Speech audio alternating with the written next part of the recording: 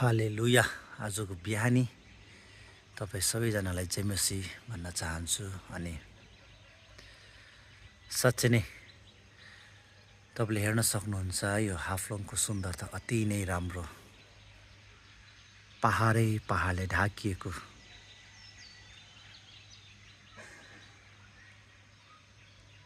अति नै राम्रो, अति नै सुन्दर।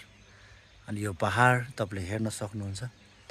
अनि यो पहाडको माथि पनि घर पो छ, तपाईँले हेर्न सक्नुहुन्छ। यो पहाड माथि छ, जसरी वचनमा भनिएको छ नि, डाँडामा बसालिएको सहर लुक्न सक्दैन, त्यसै तपाईँले हेर्न सक्नुहुन्छ। यो यति माथि छ कि यो कुनैबाट पनि लुक्न सक्दैन, सबैले देख्छ।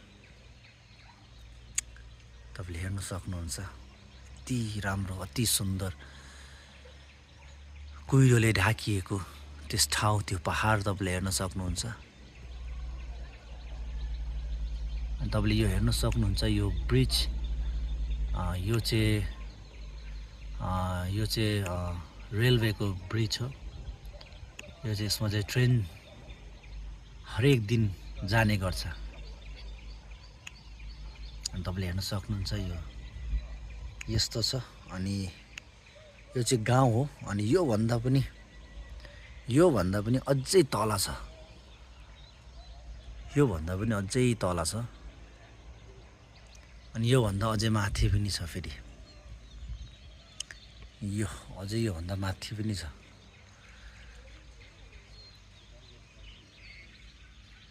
अनि तपाईँले हेर्न सक्नुहुन्छ, यो पनि गाउँ हो। तपाईँले हेर्न सक्छ, यो पनि गाउँ हो। हेर्नुहोस्, निकै टाढा छ।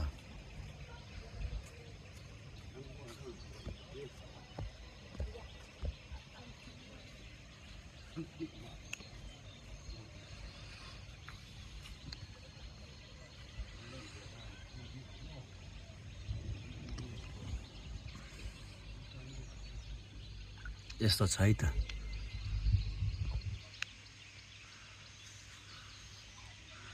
जब तपाईँ हाफ्लोङ आउनुहुन्छ, साँच्चै नै